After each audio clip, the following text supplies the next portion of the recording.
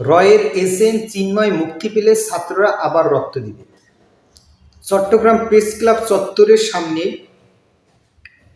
প্রতিবাদ মিছিল করেন বৈষম্যবিরোধী চট্টগ্রামের ছাত্র নেতারা। তারা এই কথা বলেন, ছাত্ররা যা বলেন, চিন্ময় ভারতীয় এজেন্ডা বাস্তবায়নের জন্য মরিয়া হয়ে উঠেছে। অ্যাডভোকেট সাইফুল ইসলাম আলিফকে হত্যার পেছনে তার অনুসারীদের হাত রয়েছে। আমরা স্পষ্ট জানিয়ে দিচ্ছি, চিন্ময়ের জামিন বাতিল করতে হবে এবং তাকে দৃষ্টান্তমূলক শাস্তি দিতে হবে, অন্যথায় আমরা আবারও রাজপথে রক্ত দেব। আমরা ভারতের গোলামি মানব না।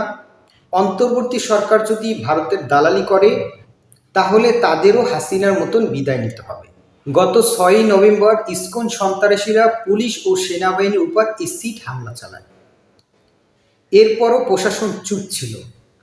চিন্ময় আদালতের সামনে মাইক ছিনিয়ে নিয়ে হত্যার হুমকি দেয়। সেদিনই তাকে মাটিতে মিশিয়ে দেওয়া উচিত ছিল। দর্শক, এই কাজটা যদি সাধারণ জনগণ করত, যে পুলিশের উপর এবং সেনাবাহিনীর উপর এসিড নিক্ষেপ করত, তাহলে সেনাবাহিনী এবং পুলিশ সাধারণ জনগণের উপর চিরুনি অভিযান চালাতো। কিন্তু সেনাবাহিনী এবং পুলিশের উপর ইসকনের লোকেরা এসিড নিক্ষেপ করলেও আমরা দেখেছি পুলিশ এবং সেনাবাহিনী নীরব ভূমিকা পালন করেছে। এবং চিন্ময় যখন আদালতে মাইক ছিনিয়ে নিয়ে হত্যার হুমকি দেন, তখনও প্রশাসনের নীরব ভূমিকা আমরা দেখতে পেয়েছি। তো এখানেই প্রমাণিত যে শেখ হাসিনার দোসর, তা শেখ হাসিনার সময় ছিল, এখনও আছে।